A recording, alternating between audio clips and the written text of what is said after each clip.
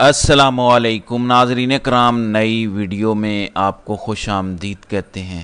کپتان کا سب سے بڑا کیس بہت ہی زبردست ڈویژن بینچ کے سامنے سماعت کے لیے مقرر ہو چکا ہے۔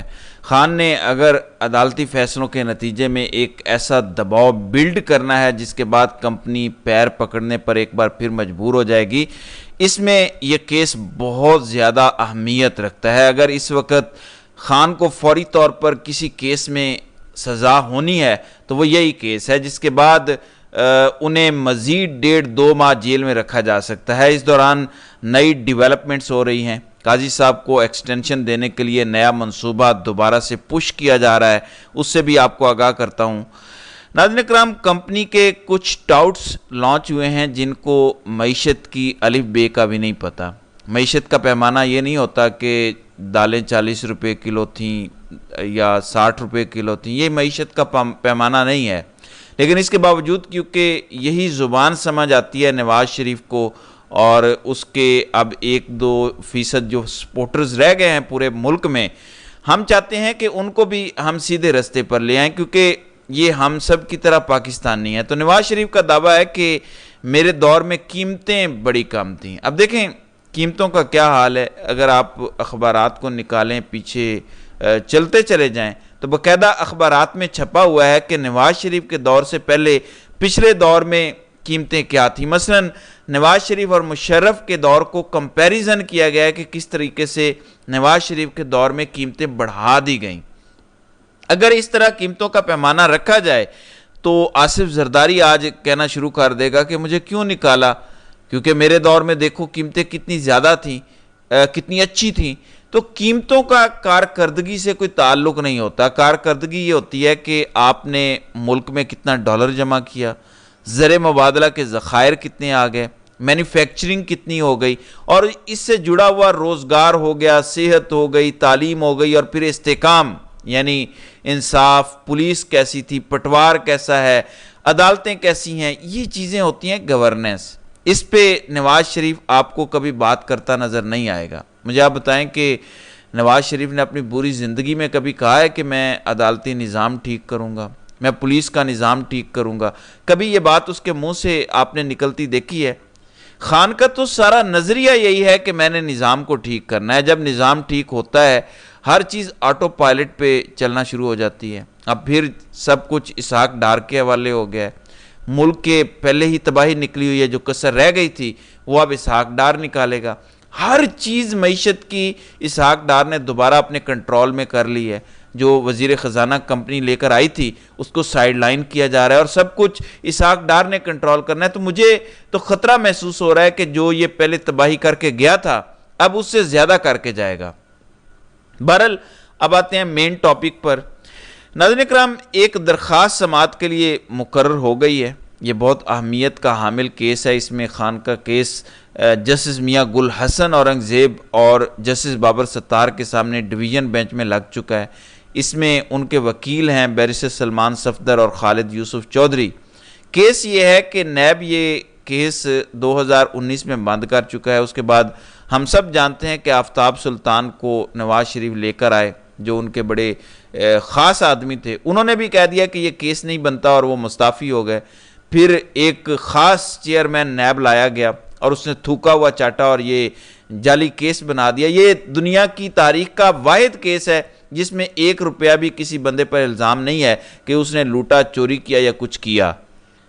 ایسا کوئی الزام نہیں ہے۔ 190 ملین پاؤنڈ کا پیسہ ملک ریاض کی بیٹی کے اکاؤنٹ سے سپریم کورٹ کے اکاؤنٹ میں گیا اور وہاں سے سیدھا حکومت پاکستان کے اکاؤنٹ میں آ گیا۔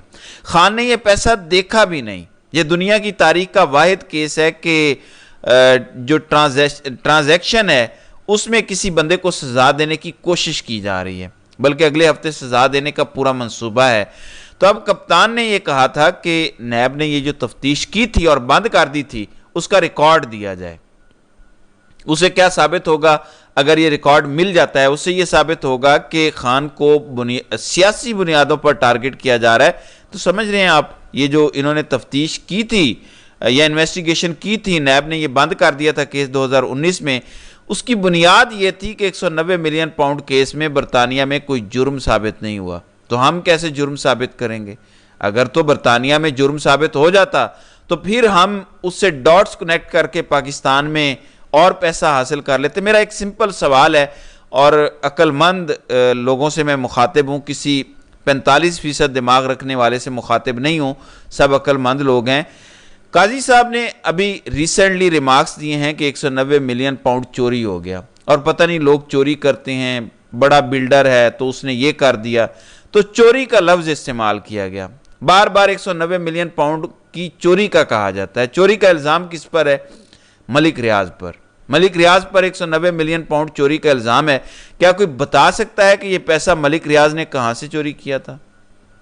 یہ دنیا کی کس عدالت میں ثابت ہوا ہے کہ یہ پیسہ ملک ریاض نے چوری کیا تھا؟ پاکستان سے کہاں سے چوری ہوا؟ کیا کوئی فائلیں بیچ کے، کوئی غبن کر کے ملک ریاض لے گیا پیسے؟ کیا پلاٹ نہیں تھے لیکن لوگوں سے پیسہ ہتھیا لیا تھا؟ یہ پیسہ کیسے باہر گیا تھا؟ کیا آج تک کسی نے کوئی ثبوت دیا ہے؟ کیا ایف آئی اے نکال کر لایا ہے کہ یہ پیسہ اس طرح منی لانڈر ہوا تھا؟ تو آج تک 190 ملین پاؤنڈ کے پاکستان سے جانے کا کوئی کیس نہیں بنا۔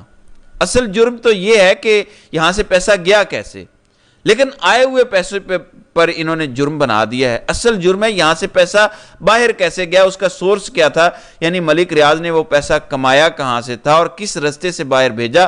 آج تک اس پر کیس نہیں بنا۔ اگر کوئی کیس بنتا ہے تو وہ یہ کیس بنتا ہے، لیکن قاضی سے لے کر ان کے ہینڈلرز تک کسی میں جرت نہیں ہے کہ ایسا کوئی کام کر سکے، کیونکہ سب کو پتا ہے کہ لندن میں کس کا فلیٹ ملک ریاض نے خریدا تھا، جس کے بعد یہ معاملہ سامنے آیا۔ پاناما سکینڈل آنے کے بعد کس نے شریفوں کے ایک لڑکے کا فلیٹ خریدا اور اس کی اوریجنل قیمت سے زیادہ دے کر خریدا تھا؟ وہ کیا گیم تھی، کیا فکس میچ تھا؟ ظاہر ہے کبھی تو یہ سامنے آئے گا، لیکن آج تک یہ جرم ثابت نہیں کر سکے کہ منی لانڈرنگ ہوئی تھی یا نہیں، پیسہ چوری ہوا تھا یا نہیں، کہاں سے گیا، لانچوں سے گیا، بینک سے گیا، بیگوں میں گیا، بکسوں میں گیا، اپنی جیب میں ڈال کے ملک ریاض لے گیا، آج تک یہ نہیں پتا۔ جب یہ جرم ثابت ہوگا تو آگے کوئی جرم ثابت ہوگا نا۔ جب تک آپ یہ اسٹیبلش نہیں کر سکتے کہ یہاں کوئی جرم ہوا تھا، آگے کا پیسہ کیسے جرم ثابت ہو جائے گا؟ اس لیے برطانیہ میں کوئی جرم ثابت نہیں ہوا تھا، صرف آؤٹ آف کورٹ سیٹلمنٹ ہو گئی تھی کہ ہمیں ایک جرمانہ ہوا ہے، ہم وہ پیسہ وہاں بھیج دیتے ہیں، بس دیٹس آل۔ اس کے بعد یہ پیسہ سپریم کورٹ کے اکاؤنٹ میں آ گیا۔ خان کا اس سے کوئی لینا دینا نہیں ہے، ان کا کوئی مفاد نہیں جڑا ہوا، اور جو یہ کہتے ہیں کہ القادر یونیورسٹی بنا دی، اس کا ایک ٹیڈی پیسہ بھی خان کے نام پہ نہیں۔ ایک ایسی چیز ہے جس کے اسٹامپ پہ یہ لکھا ہے کہ ساری زندگی خان یا اس کا خاندان اس سے کوئی مالی فائدہ نہیں اٹھا سکتا۔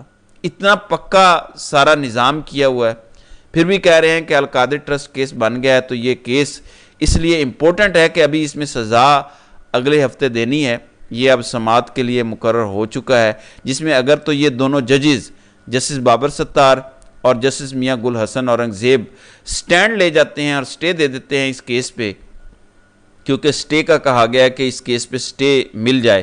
اگر سٹے مل جاتا ہے فوری طور پہ اور اس کے بعد یہ ڈاکومنٹس مانگ لیے جاتے ہیں اور وہ عدالت آ جاتے ہیں، عدالت دیکھ لیتی ہے، تو اس کے بعد پھر معاملہ ظاہر ہے کہ بہتری کی طرف جا سکتا ہے۔ تو اگلے ہفتے بہت کچھ ڈیسائیڈ ہونے جا رہا ہے، جو کل سے سٹارٹ ہونے والا ہے ہفتہ، بہت کچھ فیصلہ کن مرحلے میں داخل ہو جائے گا۔ ایسے میں کمپنی کے کچھ نمائندوں کے مطابق یہ حکومت ڈیلیور کرنے میں ناکام ہو گئی ہے۔ ڈیلیور کیا کرنا ہے؟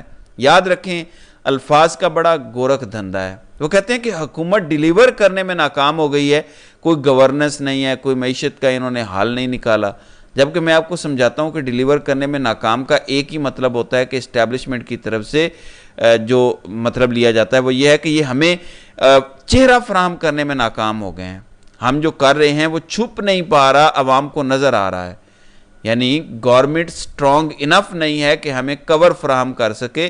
یہ اصل ایشو ہے۔ ہر حکومت کا پاپولر ہونا، ان پاپولر ہونا اسی پر انحصار ہے۔